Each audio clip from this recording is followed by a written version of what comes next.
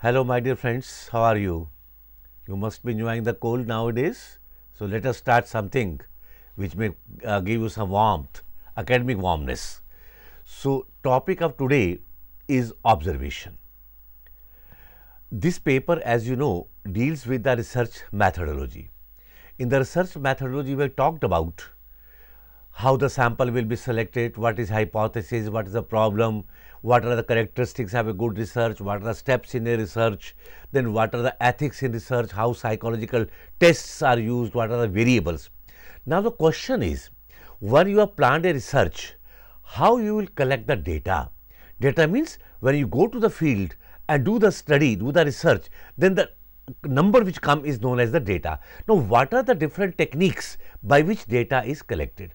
Now there are different techniques by which data is collected. We will talk about. Interview is one of the technique, case study is one of the technique, focus group is one of the technique, observation is one of the technique. So today we will talking about observation.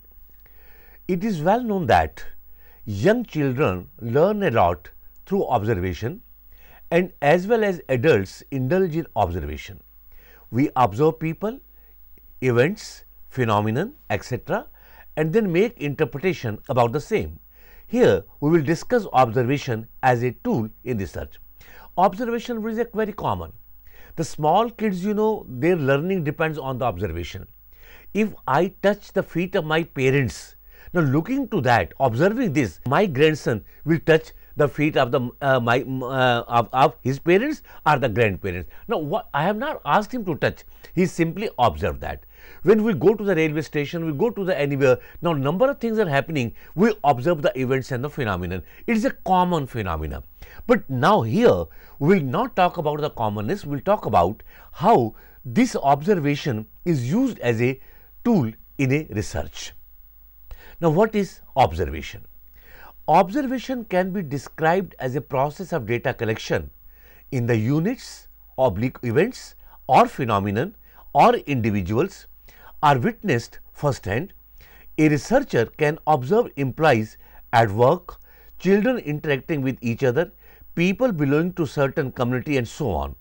Observation is one of the prominent methods that is used to collect the data in the qualitative research. We talked about qualitative, quantitative research, you know very well.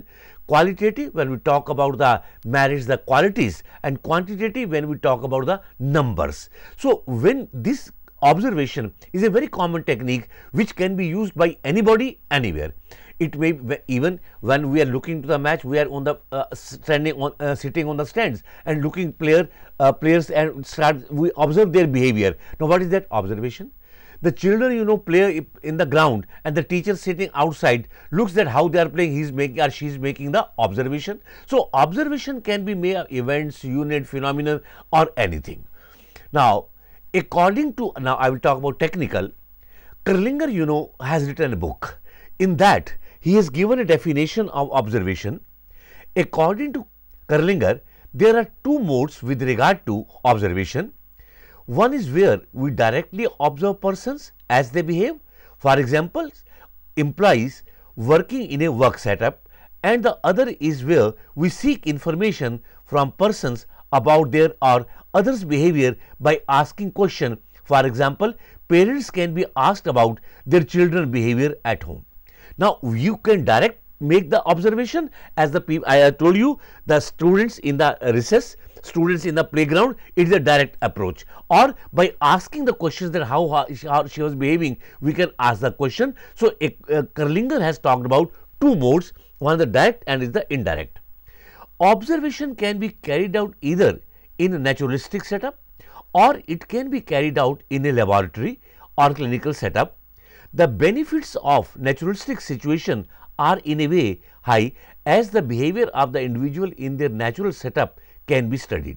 In such a case, there is no manipulation or control of any variable. For example, individuals can be observed in shopping centers or malls, at the railway station.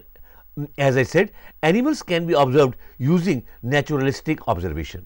Now this observation you can make at the two places, two way. Naturalistic means the natural way. Now the children, is playing in his, he's enjoying a game. He's sitting in his toy room and enjoying the game, and we standing away from him are sitting in the drawing room are observing. It is a naturalistic situation for the person. He's behaving whatever he wants to do. Now you go to the malls, you go to the movies, people are enjoying there. Now we are observing. That is the naturalistic setup for the persons. Now when you do the psychological testing, now how he is behaving, what are the impressions in his own face, what is the expression, that is the called as the artificial condition. So it can be in the naturalistic, it can be in the manipulated or artificial condition. Now, though when a researcher needs to manipulate an independent variable or needs to control effect of extraneous variable, then the observation will become experiment. Even observation during the testing can provide important information. If you recall, when I explained experiment, what was the definition of experiment? Observation in the controlled conditions is called experiment. When the conditions are controlled, it will become experiment, not observation. But when the conditions are not controlled, it is simply observation. Now what control? Now go again back to the previous lectures: independent variable, dependent variable and extraneous variable. Now in experiment, we control the extraneous variable. When in observation there is no control, we simply observed what the organism or the person or the child is behaving or doing. So don't get confused. Observation in controlled condition will become the experiment, and observation without control, because there are no such extraneous variable, we can't control them. If we can't, I can't control in a movie, I can't control variable in the malls, so that will become the observation. Now aids in the observation. When you do the observation, then what tools, what helps, what material, what aids you need by which you can do the observation. Now various techniques can be used by observer during the observation. Few important techniques are presented here. Now I am presenting here the few important techniques. One is a simple technique. You can use the write down the points. I have observed 1, 2, 3, 4, 5. You can do. That is the observation. We'll talk about, you can do the video recording. That is another method. But I am talking here some important psychological techniques which you can use. One is the checklist. Very often, based on the domain of observation, a checklist is created that can be used while carrying out observation. This can be termed as a tool for structured observation, such as checklist could include demographic behavioristic items or the statement. Now what you do? You simply made a list, As on the very first week of the month, you go to the shop and prepare a list, that is checklist. Now 2 kg sugar, 1 kg, this besan, 1 kg, this one, 2 chocolates, like that. You make 1 Bournvita, you make a list. Similarly, in checklist, I will prepare a list that what are the possible things which I can observe, and then I will check it. Yes, this has done, this has been observed, this has been observed, this has been observed. Now this is called simply a checklist method.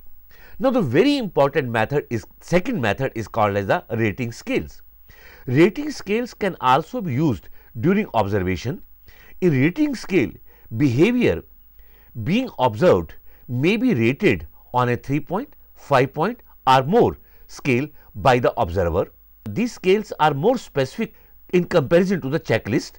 These scales include lesser dimensions and are comparatively well defined. This statement and items will be marked based on the rating scale. Now look, what is the rating scale? In the rating scale, I will prepare a list of the points which I want to observe. For example, I want to observe the IQ level. So I will write IQ level. I want to observe honesty, number 2. Then number 3, anxiety level. Number 3, anxiety level. Number 4, regularity. Number 5, sincerity. Like this, I will first prepare a list. In the checklist, you prepare only list. Now, rating scale, what will happen? I will prepare a rating. It may be 3 point. For example, very high, high, low, it is a 3 point. Now, very high, high, average, very low, low, it is a 5 point. Similarly, very high, high, you can further, subdivide it. It can be 3 point, or it can be 5 point, or it can be more. Now, what you will do, the group or the person whom you are observing, you will observe, I observe that he is very intelligent. So, in intelligent, I will make him tick intelligence very high. Anxiety level I have observed is the average. So, I will put anxiety level average. Sincere, he is very sincere, very high. Worry, no worry, very low. Like that, all the points which I have made, which I want to observe, I will rate on the rating scale. This method is called rating scale. No much expenditure is required, not much training, not much lengthy process of construction. For example, the psychological testing, by simply prepare a list, then a rating scale 3 point, 5 point more, and then rate the individual or the group whom you are observing. But mind it, this method can only be used with those persons whom you have met, you are acquainted with them, or you have observed them for some period. Because without observing for some time, I can't make, I have seen you just for the first time. And then you say, sir, you tell me that what is my intelligence high or low, how I can tell? But when we will interact with each other, or whatever you do it, I will simply sitting outside will observe, then I can infer that what is your intellectual level. So, this is one of the method. Now, when you use this method, now this is a very important point which you must try to understand. There are 3 errors which may creep in the rating scale. One is halo effect, number 2 error of central tendency, and number 3 error of leniency. We must try to avoid these 3 type of the errors. Now, what is halo effect? I will explain you. Halo effect means if you are preoccupied with a particular group or individual whom you are observing, and under that preoccupation, prejudice, you rate, it is called as the halo effect. This prejudice, preoccupation may be positive, may be negative, may be positive, may be negative. Now, my impression about a class is that this class is very notorious. This class is very notorious.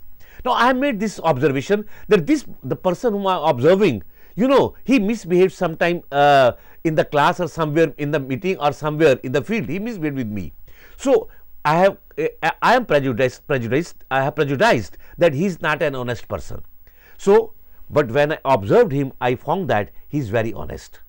Now, if he is very honest, I must rate honesty very high. But I say, no, how he can be very honest? He misbehaved with me, or he cheated once in the examination center. So, though he is honest, but somehow one or the other reason he is misbehaved with me. So, I will put him in the low, not very high, which he deserves. It is halo effect. Now, I have prejudice about a class. This is positive. Now, that class or that group is behaving negatively, but my impression is that no, he is positive. So, I will put him on the higher side. So, halo effect means when you have some preoccupation in your mind, and under that preoccupation you rate, that is called as the halo effect. The second is error of central tendency. You see, some raters by nature, they always want to avoid the extremes. They neither want to say very high nor want to say very low. It is their personality, not yours, not the person whom I am observing, the rater's personality. If my personality is that I can't rate you very high, I can't rate you very low, then where I will go? I am observing and I have to rate in the rating scale, then I will put on the average. I will not say very high, not very low, I will put you on the average. So, if I am doing this, this error is called as the error of central tendency. You see, when we prepare the CRs of the employees, Now, some bosses, bosses, directors, they don't want to say very good, nor they want to say very poor. So, they let it go, yaar, put it in the average category. Now, let it go doesn't mean if he deserves high, high, deserves low, low, deserves average, average. But my personality is that I am avoiding both the extreme. So, this I am putting on the central average. This is called as the error of central tendency. The third is error of leniency or strictness. It can be the opposite way. Some people are very lenient by the nature and some people are very strict by the nature. I remember just a joke. Some teacher says, oh, I start from the 75% and go up to the 90%. And some say, if you take 60% from me, it means you have achieved a lot. Now, those who are starting from 75% and going to 90 are lenient, and those who are starting from 60 and closing at 70, they are strict examiners. Clear? So, if you are lenient, then you will rate on the higher side, positive side, and if you are strict, you will go to the other side. So, it is again a error. If you deserve high, you must be rated high. If you low, must be rated low. If average, it must be rated average. So, if you are using rating scale, then you must take care of that these three errors don't creep in, try to avoid. The third technique is the video recording. It's a very simple. Video recording means you put a camera and that will give you the recording of the person or the event whom you are observing. But mind it, if you are using video recording for the psychological cases, for the persons who has approached you with some problem and you are simply observing their behavior, how they are entering, how when sitting, talking to the counselor or the therapist, how they are behaving, and you are using a camera, then it must be with the permission of the person. Because if he becomes aware that I am being recorded, then he will become the cautious. I am teaching in my own way. But if I know that my Vice Chancellor, Honorable Vice Chancellor is recording my lecture, I may be conscious, then my natural teaching may not come. So, though video recording may be used, but it may be used with the prior permission in some cases, but even in the games the children are playing, you can use the video recording. The whole, verbal as well as the pictorial information will come before you. Observations can also be video recorded so that they can be analyzed later on. Recording will ensure that no information is missed out by the researcher. It is desirable that prior permission, which I have said prior permission needs to be taken from the participant with assurance of confidentiality. The problem with this method is that social desirability may creep in as the participants may be conscious. If you become the conscious, then the social desirability may come. Then I may start behaving in a social desirable way.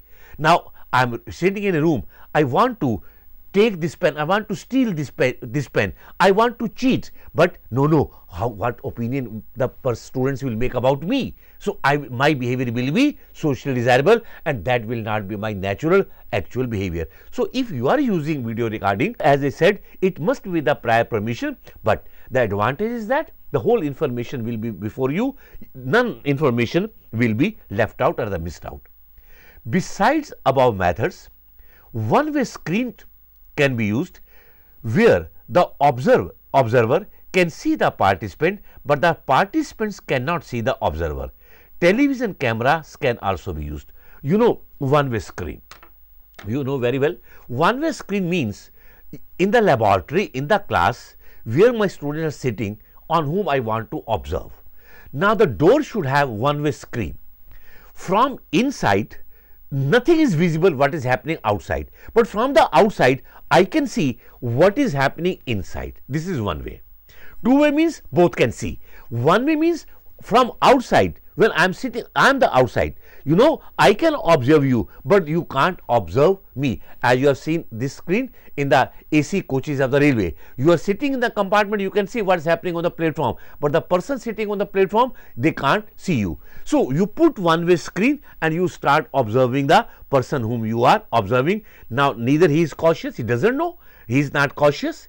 No social desirability come, he will start behaving the way he is doing and I will make the observations. So, one-way screen can also be used as an other methods.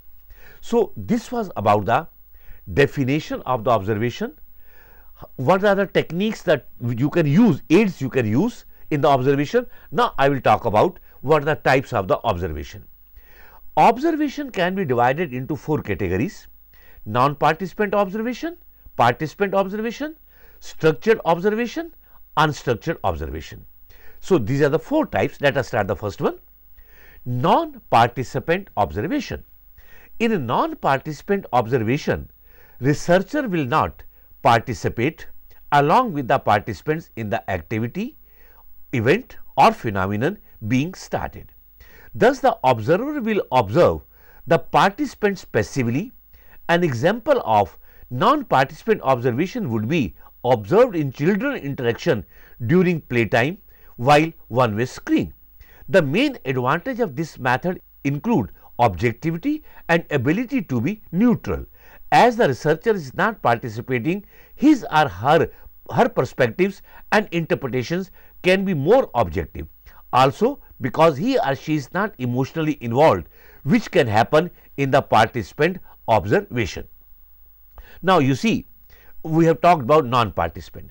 Non-participant means you keep yourself away from the group.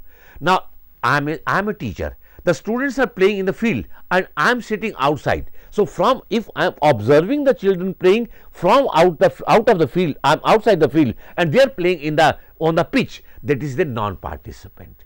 Now, a procession is going on the road and you are in your classroom. From the window you are looking at how the people are behaving. It is a non-participant. So, non-participants' advantage is that you are not emotionally involved, so your biases will not appear. The other advantage is that participants feel free to interact with each other because they believe that nobody is looking at them. So, even the persons whom you are observing, they are also free. They know that none one is observing. They are free, so their natural behavior will emerge. So, what I want to observe? The natural behavior. Neither my biases will appear nor the biases from the persons whom I am observing. The social desirability or the consciousness will not emerge. But it doesn't mean that it is the foolproof method. The main drawback is that researcher cannot know the cause why a particular behavior of the participant has occurred. You are observing a group. Now, you can simply infer the cause, that he is doing this because of this. The actual cause you will not able to know. I am sitting in my class, teaching in my class. A procession is going on the road. The students requested me, sir, just give us 2 minutes. Just sitting in the class, we want to observe procession. You observed. Then I said, what do you observe? You said, sir, one person, he is leading the group and shouting loudly. I said, why he is leading a group? Why he is shouting loudly? One student say he is the leader. Others say he wants to become the leader. The third say, no, sir, he has his voice is very loud, so he is behaving like that. One say, no, he is a hired person. Now, the behavior is same, but the reasons are different. So, we can make inference, we can't know the actual cause. This is the main drawback of the non-participant observation. Now, come to the participant observation. As the name suggests, in participant observation, the observer participates along with other participants in the activities being observed so that he is able to get first-hand information. The researcher is actively involved in activities carried out by the participants. As the researcher is actively involved with the participants, he will get first-hand information. Once rapport is established, the participants will easily mix up with the research. As a result, they will behave naturally. So, researcher, the cause of the behavior being observed. Disadvantage is that our situations cannot be observed by this method. Moreover, it is a time consuming process. Now, it is just the opposite of the non-participant. In the participant observation, what you do? You participate in the group whom you are observing. When you are participating in the group, then once the rapport is established, a friendly atmosphere, rapport means a environment of friendliness, trust is established, then we mix up with each other and start behaving naturally. then you can know the cause of the behavior. You can know the very real cause that why a person is behaving like that. For example, I want to observe my students. Now, classroom is a very formal situation. You behave in a very disciplined way like that. Now, we say, now let us this Sunday we go to a picnic. Now, in picnic, it is informal situation, not formal, informal situation. The teachers in the picnic, they start singing, they start cooking with you, they're doing all sorts of work with you. Now, it's an informal situation. When informal situation is there, the rapport is established and you can know that who's lazy, who's actively participating, who's avoiding, who's doing this work, who's specializing in which work. So, you can know the cause of their behavior, but the problem is that all situations cannot be observed, by participant method. If there is a crowd, there is a mob, I can't do the participation because I can't go on the mob and start, throwing stones as the mob is doing. So, that I will have to do the non-participant observation. Then, structured observation. Structured observation denotes by careful definition of units to be observed, a clear delineation as to what a person or a group to the object of observation. Information constitutes the domain of the observation and the size of the group. It is not flexible, but has adequate guidelines. In the structured, you decide everything. Well, this will be observed, this we will do, what will be the size of the group, everything will be structured and we will make the observation. Unstructured observation. In this observation, the guidelines and principles as stated above are not available. This observation provides a kind of freedom to observe the units, individuals and so on without the pressures of any conceptual guidelines of a framework. There is no conceptual guideline or the framework. You can observe one person, you can observe two person, you can observe three person, you can observe a whole group. You are free. Unstructured. Structured, where everything is in a structured form. So, it is participant, it may be non-participant, it may be structured, it may be unstructured. Now, let us in the last talk about what are the advantages and limitations of the observation. First, I will talk about the advantages. This is one of the best methods of obtaining data in a naturalistic setup. Natural state, one of the best method. Number two, it is most suitable method when participants are not in a position to adequately verbally answer the question. For example, young children, deaf and dumb. Now, for young children, deaf and dumb, for the mental cases, patients, clients, this method is the best method. Young children can't interview, they can't do the testing, deaf and dumb can't listen, they can't speak. You can't expect from a patient to behave in behave. So, whatever they are doing by observation, we can very easily study their behavior. Now, third is first-hand information can be obtained from methods like interview, may not be reliable as observation, though interview will talk about. Interview gives us the first-hand information, but that not reliable. Why not reliable? Because we don't know whether the person is answering, responding honestly or in a socially colored manner. And fourth is it can help in verification of information provided by the participants. Whatever the information the participants are told, sir, yes, I am very good in cooking, I am very good in singing, I am very good in management, I will observe in the picnic when I will do the observation that whether they are good or not. So, I can do the verification which they are telling. Now, there are some limitations of this method also. Subjectivity can creep in during data collection. As I told you, subjectivity may emerge because the person when starts observing, now his biases may appear. The characteristics of the observer like attitude, beliefs, past experience can have an impact on his perception about the person being observed. Now, whatever the attitude you have formed, your past experience with a particular group, with a particular event or a person can also color your observation. The observation is in the present context and no information about past can be collected. Observation can only about the present context when he is behaving. Now, what has happened? What happened in the last 1 month, 2 months, I can't observe, then I will only go to the other methods. Another problem related to the observation is its validity and reliability. Again, I am closing with a quotation of Kerlinger.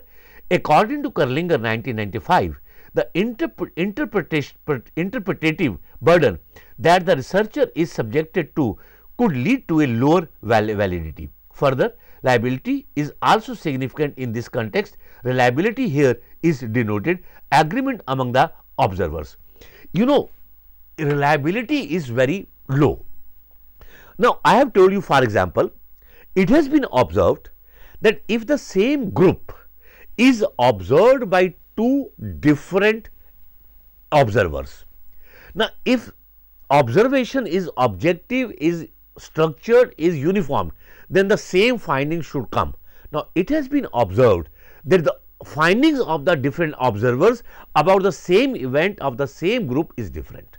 Now, if it is different, that means the data collection which I am using is not objective. Here some problems are creeping in.